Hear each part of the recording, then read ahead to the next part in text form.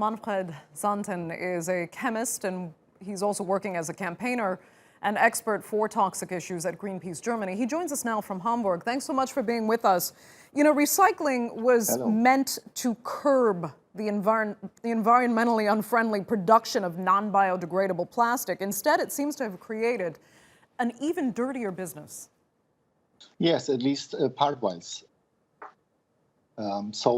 If you look at the report that we did from Malaysia, for example, you see that this exports of plastics that's going to Malaysia to be recycled comes along with a lot of chemicals that we bring to that countries. And these chemicals can pollute the waterways and the soils in Malaysia, for example, but also in other countries where our waste goes to. Right, and it's also fostered the creation of an illicit, illegal trade with some criminal elements involved as well that also, you know, can endanger the populations of these developing countries.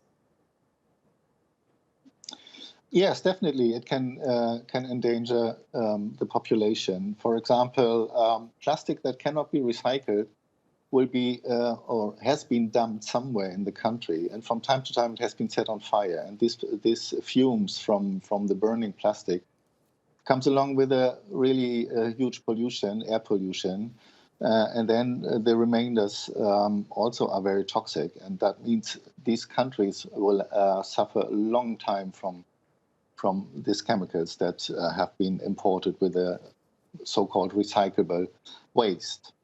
Right. I mean, the irony is, in many ways, that it is the countries with the greenest economies, Germany, Canada, the UK, for example, who are actually fueling this business in the developing countries. Yeah, that's right. And it's unbelievable. For me, for example, it was unbelievable. When I traveled the first time to Malaysia to have a look at these dumping sites that my colleague Heng showed me, I was really surprised how much of German waste I could see there. I didn't imagine, because we are the champion of separating waste, for example, and collecting waste. And we have a lot of recycling plants in our country. We also have incineration plants. So there should be no problem to get rid of that plastic waste in our own country. Why do we have to export it? And this shows that something in this system is really wrong. It's really a broken global system. It really is. So, I mean, is the real answer then to try to get people to stop consuming so much plastic and creating so much plastic and e-waste?